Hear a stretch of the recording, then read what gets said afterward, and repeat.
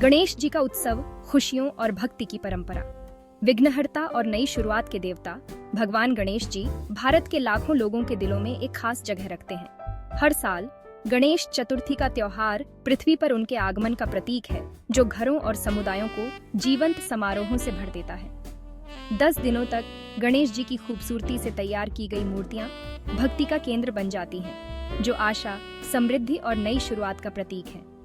हवा में गणपति बप्पा मोरया के जयकारे, मोदक की खुशबू और एक साथ रहने की खुशी की भावना होती है। घरों में छोटी अंतरंग सभाओं से लेकर शहर को रंगों से सराबोर करने वाली भव्य शोभा यात्राओं तक, गणेश चतुर्थी भारत की समृद्ध सांस्कृतिक विरासत और गहरी आस्था का प्रमाण है। हालांकि यह त्योहार हमारे पर्यावरण के प्रति एक जिम्मेदारी के साथ आता है। जैसे ही हम उत्सवों में खुद को विसर्जित करते हैं, अपनी पसंद के पर्यावरणीय प्रभाव को स्वीकार करना महत्वपूर्ण है, खासकर गणेश मूर्तियों के संबंध में। उत्सव की छाया, पीओपी मूर्तियों का पर्यावरणीय प्रभाव। अक्सर प्लास्टर ऑन ऑफ पेरिस से बनी पारंपरिक गणेश मूर्तियां अन्यथा खुशी के उत्सव पर एक छाया डालती हैं। पीओपी एक मानव निर्मित सामग्री है जो नॉन बायोडिग्रेडेबल है और इसमें हानिकारक रसायन होते हैं। जब इन मूर्तियों को जल निकायों में विसर्जित किया जाता है तो ये आसानी से नहीं घुलती है। इसके बजाय ये हानिकारक कणों में टूट जाते हैं, जिससे हमारी नदियां, झीलें और महासागर प्रदूषित होते हैं। ये रसायन जलीय जीवन को बाधित करते हैं, हमारे पारिस्थितिकी तंत्र के नाजुक संतुलन को प्रभावित करते हैं। इन मूर्तियों पर इस्तेमाल किए जाने वाले पेंट में अक्सर सीसा और पारा जैसी भारी धातुएं होती हैं, जो समस्या को और बढ़ा देती है। ये विषाक्त पदार्थ पानी में मिल सकते हैं, समुद्री जीवन को नुकसान पहुंचा सकते हैं और यहाँ तक कि खाद्य श्रृंखला में प्रवेश कर सकते हैं, अंततः मानव स्वास्थ्य को प्रभावित कर सकते हैं। पीओपी मूर्तियों के विसर्जन से जल प्रदूषण भी बढ़ता है। इन मूर्तियों का मलबा, प्रसाद और फूलों के साथ जल निकायों में जैविक भार को बढ़ाता है, ऑक्सीजन के स्तर को कम करता है और जलीय जीवन को नुकसान पहुंचाता है। हमारी यह जिम्मेदारी है कि हम अपनी पसंद के पर्यावरणीय परिणामों को स्वीकार करें और ऐसे स्थायी विकल्प चुनें जो प्रकृति के अनुकूल हों। पर्यावरण के अनुकूल गणेश एक टिकाऊ समाधान। शुक्र है, एक उत्साहजनक प्रवृत्ति उभर रही है, पर्यावरण के अनुकूल गणेश मूर्तियों को अपनाना। प्राकृतिक, बायोडिग्रेडेबल सामग्रियों से तैयार की गई ये मूर्तियां पर्यावरणीय जिम्मेदारी के प्रति हमारी विकसित होती चेतना का प्रमाण है। मिट्टी एक प्राकृतिक सामग्री होने के कारण पानी में आसानी से घुल जाती है, जिससे कोई हानिकारक अवशेष नहीं बचता है। मिट्टी से बनी मूर्तियां, जिन्हें अक्सर हल्दी, चंदन और गेरू से प्राप्त प्राकृतिक रंगों से सजाया जाता है, एक सुंदर और पर्यावरण के प्रति जागरूक विकल्प है। एक और टिकाऊ विकल्प पौधों की सामग्री से बनी मूर्तियां हैं। गन्ने, बांस या नारियल के छिलके से तैयार की गई ये मूर्तियां बायोडिग्रेडेबल होती हैं और प्राकृतिक रूप से सड़ जाती हैं। इस प्रक्रिया में मिट्टी को समृद्ध करती है। बीज एम्बेडेड मूर्तियां पर्यावरण मित्रता को एक कदम आगे ले जाती हैं। मिट्टी से बनी और बीजों से सजी ये मूर्तियां विसर्जन पर पौधों में बदल जाती हैं। इससे न केवल प्रदूषण रुकता है, बल्कि हरियाली को भी बढ़ावा मिलता है। इको फ्रेंडली गणेश मूर्तियों का उदय। पूरे भारत में पर्यावरण के अनुकूल गणेश मूर्तियों की ओर बदलाव को काफी गति मिल रही है।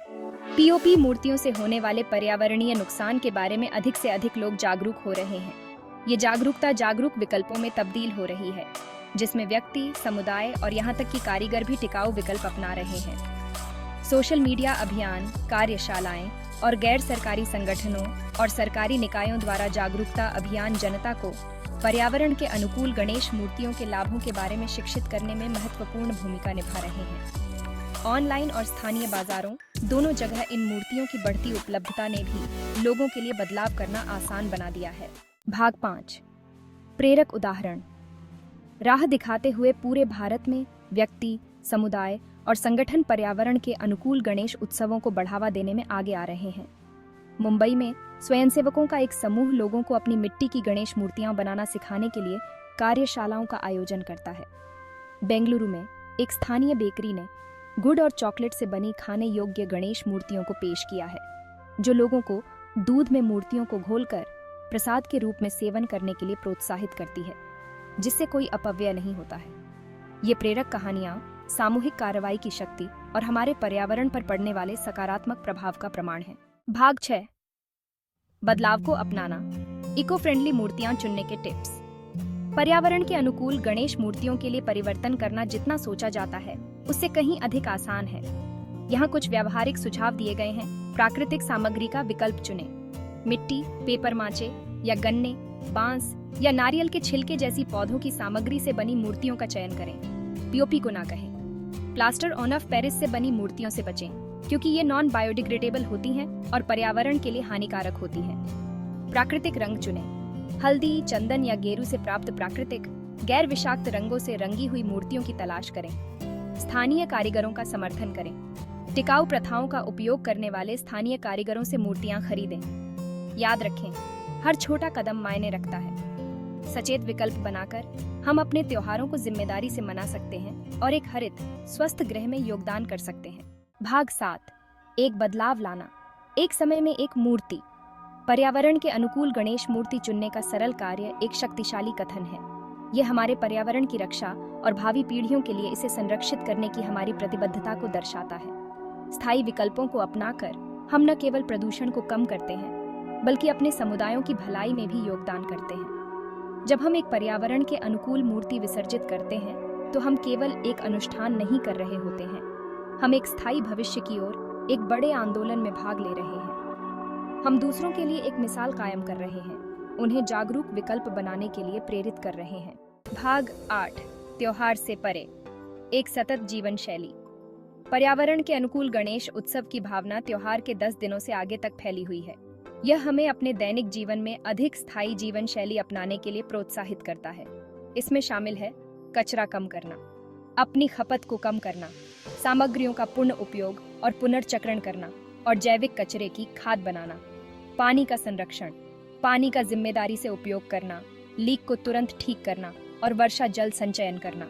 ऊर्जा की बचत, ऊर्जा कुशल उपकरणों का चयन करना, जब भी संभव हो प्राकृतिक रोशनी का उपयोग करना और अपने कार्बन पदचिह्न को कम करना। इन प्रथाओं को अपनी दिनचर्या में शामिल करके हम अपने छोटे छोटे तरीकों से एक ठोस बदलाव ला सकते हैं।